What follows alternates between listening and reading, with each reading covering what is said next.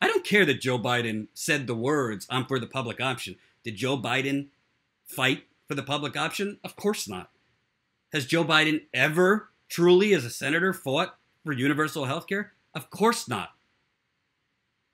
Did Joe Biden try to convince Obama, hey, you got to fight.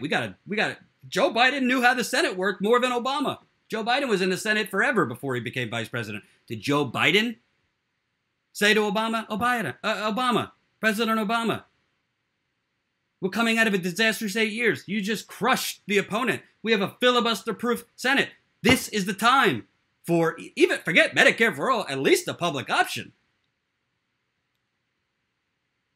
Oh my God. Oh my God. So why is Joe Biden going into Delaware and futzing around, so propping up an establishment windbag who basically said, Tom Carper, this is unbelievable. I'm going to read you this quote one more time.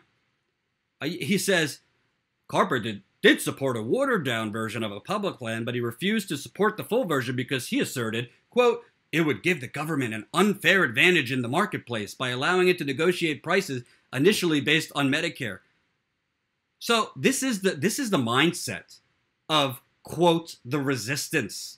This is the mindset of people in the Democratic Party, that the government being allowed to negotiate prices creates an unfair advantage, as opposed to what? There's no unfair advantage in the current health system. There's just total, utter monopoly. Obama's system, Obamacare, didn't really create competition because plans are dropping left and right because it's too expensive. Because it was written, frankly, as a blowjob to insurance companies. Has it helped a lot more people? Yes. It's not a terrible thing. It's better than Republican economics and Republican healthcare, but this is the same thing as lesser than two evils. Most people can't afford a little better because they still have extremely high deductibles. They still have crippling co-insurance, crippling deductibles. If my friend's in the hospital right now, he doesn't have great health insurance. He's going to have thousands of dollars in bills for an emergency room stay. So, you know, it's just amazing to me. It goes with the first story on 85% of the Democratic Party now being for Medicare for all. Why is Joe Biden going in and propping up a Republican in Democrats' clothes? If he cares about Delaware, if he's reading the temperature of the country, he knows how to read a poll. Why? And I have the answer, folks. It's about the money, Lebowski. It's about the money. If they keep greasing their donors, the money comes to them. It's that simple. So that's why as progressives, what Bernie has been doing, a lot of people thought Bernie sold out, right? He thought he sold out because he endorsed Hillary Clinton. You thought he sold out because he kind of played a little and worked with Chuck Schumer and Pelosi on a few things. Well, I said at the time, I don't love everything he's doing, but he has a long-term strategy because Bernie Sanders is not just a good politician, he's a brilliant man. And he sees the writing on the wall. He sees where the political tides are turning.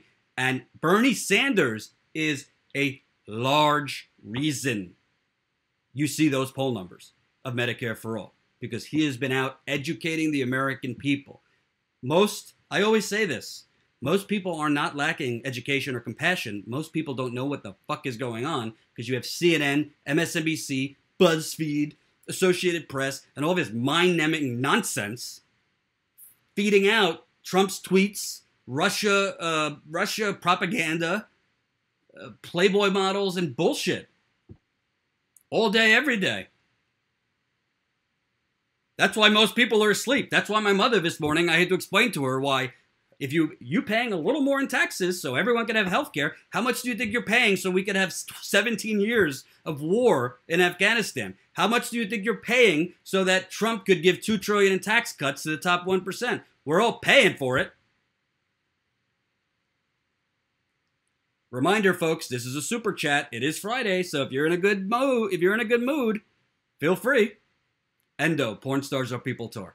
I do not mean to offend porn stars in the audience, because porn stars have to make a living. Have to make a living.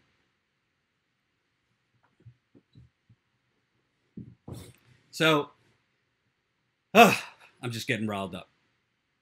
So Joe Biden is trying to interfere. And folks, I'm just warning you, the attacks have already come on Bernie. The attacks have come on Bernie from Washington Post, from Politico, from CNN, from MSNBC, and the adoring, beautiful profile pieces on Joe Biden have come. So these networks, which are in business to make sure progressivism does not stand, they are going to be fighting against Bernie and trying to prop up Joe Biden. That's why independent media is more important than ever. That's why you need to educate people you know that Joe Biden voted for NAFTA, that he helped deregulate the economy, that he voted to repeal Glass-Steagall, that he voted for the crime bill, that he voted for welfare reform, that he voted for the Iraq War, and he's voted for every Republican nutty thing you could think of. Middle-class Joe. Please, middle-class Joe. That's like calling me six-pack Sheridan. It's more of a 12-pack these days. Kimberly Schwanke, Bernie even running. Not officially, but I don't think he's barnstorming the country for no reason. I really don't. I've always said, if Bernie's healthy, I think he's running. I think he would enter the race a little later. I don't think he would start as early as before. Lance, $3, just saying hello to Jen. I will tell her you said hello to Jen. She's not around today, but she's working hard. As long as Bernie's healthy, I see no reason why he wouldn't run again. And that's another thing. It's always funny. You hear political commentators comment on Bernie Sanders' age, but not Joe Biden's age. I think Joe Biden is like a year younger than Bernie Sanders. But I think if Bernie runs, I don't think he would enter the race when everyone else does. I think he would enter it soon before Iowa. I think he would have everything in place. I think the organizing, but, you know, he's not a young man, so he probably wants a little less miles on the tires if he runs again. So, from two stories about political and economic treachery to a story on American imperialism and treachery. And if you haven't seen, I did a live stream the other day about the just insane and outrageous shutting down of Abby Martin's program. Abby Martin is an independent journalist. I think she's a great reporter. She's one of those reporters that goes out in the field, has risked her life in Venezuela and Gaza and other places. She's very, very brave. I think she's fearless and a great reporter. And her program on Telesur English, because of President Trump's sanctions on Venezuela, basically her program has been shut down because of these sanctions, because the sanctions are basically stopping wire transfers to pay staff and pay for production.